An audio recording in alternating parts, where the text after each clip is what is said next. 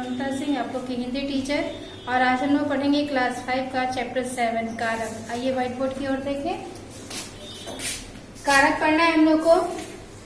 कारक किसे कहते हैं? तो संज्ञा या सर्वनाम के जिस रूप से उसका संबंध वाक्य में आए दूसरे शब्दों से जाना जाता है वह कारक कहलाता है। यानी या तो संज्ञा हो या फिर सर्वनाम हो और वो आपस में जिसके साथ जुड़े हुए हो, संज्ञा जुड़ा हो या सर्वनाम जुड़ा हो, दोनों के बीच में जो जोड़ होता है, जो शब्दों का जोड़ जिसके द्वारा वो जुड़ते हैं उसे हम कारक कहते हैं। और जिस चिन्ह का इस संबंध को प्रकट करने के लिए प्रयोग किया जाता है उन्हें कारक का चिन्ह कहते हैं या विभक्ति का चिन्ह कहते हैं, जिसे अभी हम लोग पढ़ेंगे। वहाँ प्रकार के रूप में कारक के भेद कितने होते हैं? तो कारक के भेद 8 होते हैं। 8 का रूप हम लोग देखेंगे। वहाँ पर देखिए, यहाँ लिखा हुआ है कारक के सभी भेदों के नाम और इसके बगल में उसके विभक्ति के चिन्हों का नाम। यानी जब भी संज्ञा या सर्वनाम होगा वो इस रूप से, इन्हीं सभी रूपों से आपस में जुड़ा हुआ रहेगा। इन्हीं विभक्ति चिन्हों को ही हम कारक कहते हैं। देखिए, कर्ता जो होता है मुख्य संबंध में संज्ञा या सर्वनाम से जुड़ा हुआ रहता है। कर्ता ने, ये मुख्य रूप से कर्ता जो होता है वो मुख्य रूप से जो होता है संज्ञा या सर्वनाम से जुड़ा हुआ रहता है। तो कहीं भी कर्ता जो होगा यानी जो कार्य कर रहा हो वहां पर ने, जैसे रमेश ने, सुरेश ने, लता ने, मुकेश ने जो है वो हमेशा संज्ञा के साथ जुड़ा हुआ रहेगा और कर्ता कारक वो कहलाएगा। तो जहाँ पे कर्ता कारक होगा वहाँ पे ने शब्द जुड़ा हुआ, चिन्ह जुड़ा हुआ रहता है।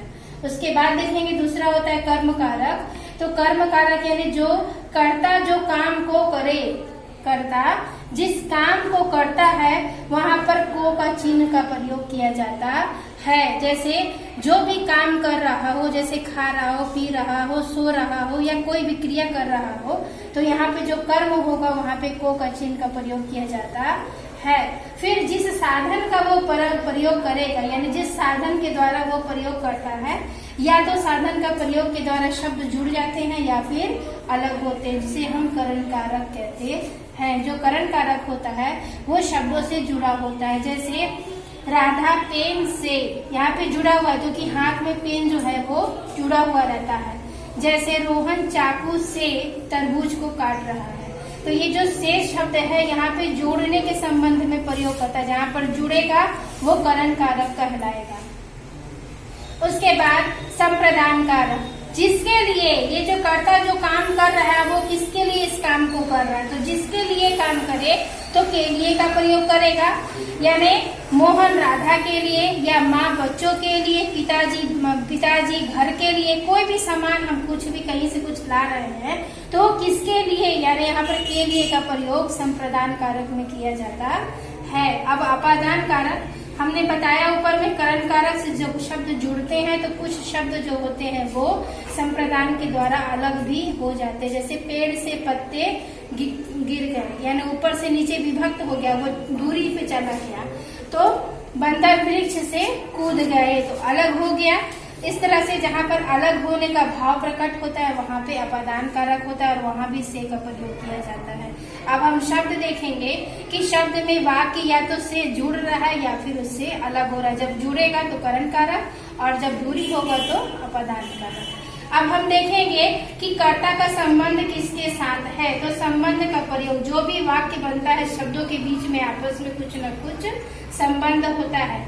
या तो का होगा या की होगा, लड़के का लड़की की, या लड़कों के लिए या लड़कियों के लिए इत्यादि में। यानी का, के और की हमेशा देखिएगा की दो प्रयोग करते हैं हम लोग। कभी भी कुछ भी हम लोग शब्द लिखते हैं तो एक की इस तरह से लिखते हैं और एक की इस तरह से लिखते हैं। यह कहीं भी आपको नहीं बताया जाता है व्याकरण में कि इस की का प्रयोग कैसे किया जाता है। तो ये जो की है ये संबंध के लिए प्रयोग होता है। जहाँ भी वाक्य में दो शब्दों के बीच में संबंध होगा, चाहे मनुष्य का हो चाहे किसी का भी हो, तो ये इस की का प्रयोग होता है। और ये की जो होता है ये वाक्यों को जोड़ने का काम करता है। दो वाक्य को जब जोड़ेगा तो इस की का प्रयोग करेंगे और जब आपस में संबंध बनाएंगे तो इस की का प्रयोग करेंगे। उसके बाद देखेंगे कि अधिकरण। अधिकरण कारक यानी किस पर, अगर कार्य हुआ, संबंध है तो किसके साथ, तो इसमें प्रयोग करते हैं विभक्ति का चिन्ह में और पर का प्रयोग किया जाता है। अंत में है संबोधन, जब हम किसी को बुलाने का प्रयोग करते हैं तो संबोधन सिर्फ अलग है। सभी कारक के चिन्ह शब्दों के बीच में जुड़ते हैं, परंतु संबोधन हमेशा शब्द के पहले जुड़ता है, क्योंकि ये संबोधन है। यानी कभी हम किसी को बुलाने के लिए जिन शब्दों का प्रयोग करते हैं वो संबोधन कहलाता है। तो उसको हे, अरे, अजी इत्यादि शब्दों के द्वारा बुलाया जाता है। इस तरह से कारक में हमने देखे कारक के 8 भेद होते हैं। कारक का ये सभी रूप है उसका। इस चैप्टर को पढ़िए, इसके पीछे दिए हुए ऑब्जेक्टिव को आप सभी बनाइए।